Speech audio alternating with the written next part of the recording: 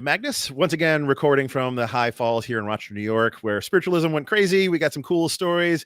And I had a wonderful guest the last couple shows on was Scott Philbrook from Astonishing Legends, the podcast that I have listened to for 10 years, going to be 11 years coming up soon. Great show. We talked about all sorts of bizarre stuff. It may have been a haunted audio file, so it was a wonderful time. We don't know what's going on there. But tonight is our Factoid Friday episode where the guest comes back in and joins me one more time to share a cool fact that they may know. So Scott Philbrook of Astonishing Legends, what is your Factoid Friday for the audience? Well, we had mentioned it came up in discussion, which probably does a lot on both of our shows. I think most people don't know about that poster, but it actually changed 4 or 5 times during the run of the series in significant ways. And the only reason I know this is because my co-host Forrest very kindly got me a really high quality print of it as a gift. And I was going to go and get it framed. And I took it to a frame store. This was about 10 months ago. And I took it to a frame store. And this is a guy I've used numerous times. He's very professional, very high quality, and a perfectionist, but something went wrong and he damaged the print that Forrest gave me of the I Want to Believe poster. So I was like, all right, well, I'm just going to replace it. And I went looking online for it and couldn't find an equal quality version of it to the one that Forrest had gotten. Most of them were very low rent, fly by night, eBay people just probably printing at their homes and everything. So that's when I stumbled across this entry on Tumblr that highlighted how it changed from seasons 1 and 3 and seasons 4 and 5, and then in 10 and 11. Wow. And then seasons 6 through 9, it was different. And the original one, the very first one at the beginning, photo taken by a famous UFO photographer named Billy Meyer. Billy Meyer was a known hoaxer. He became proven to be a hoaxer later. And so that photo that was in the first season was absolutely a hoax UFO picture. And when I found that out, I didn't want to get it anymore. And then on top of that, the X-Files art directors didn't ask for permission from Billy Meyer or his estate or whatever it is. Wow. And I shouldn't say his estate. I don't know if he's still living or not, but for whatever reason, they didn't get permission. So then they made their own one using movie magic. So when it changed to a different UFO, which in the later seasons, you can see a tree at the edge.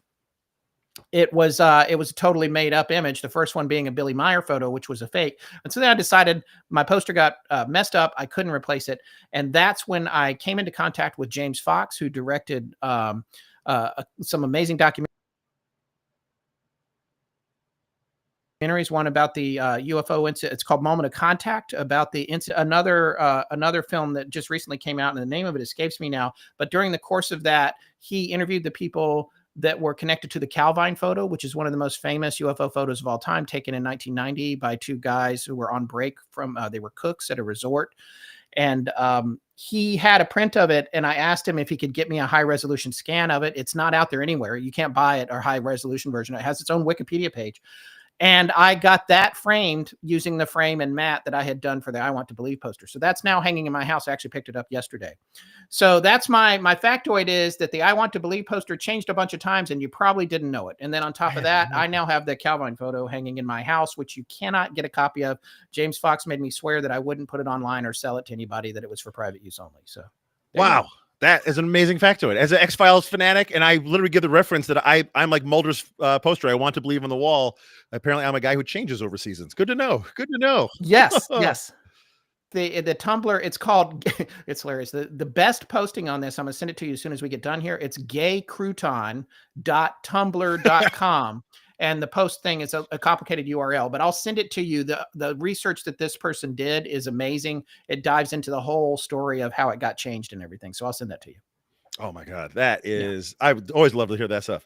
Yeah. So my factoid for this episode is, since Scott Philbrook, you're also a gearhead. You love cars, you love motors, you love that sort of stuff as well. Yes. We didn't get a chance to talk about it on the show because I had a zillion other questions, and all the guests who sent, or the listeners sent in questions. I really wanted to get all through them, but there is a bit of spiritualism and motors that cross over in this one.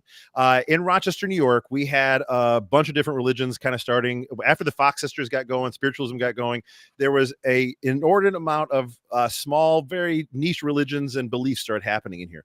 One of the guys was a man named John Murray Spears, and he made what was called the God Machine. Now, Yeah, so this is a remarkably weird machine that started in Rochester, New York. He was going to make pretty much what it is a perpetual motion machine that was a new mechanical messiah. It was actually, his goal was to have a woman sort of give birth to it by having these sort of means of just kind of acting out the whole thing. And the idea was going to be a machine that would the grand practical movement for the redemption of the human race was his term for it. Wow. It would bring out the best in everyone. So he starts building it in Rochester.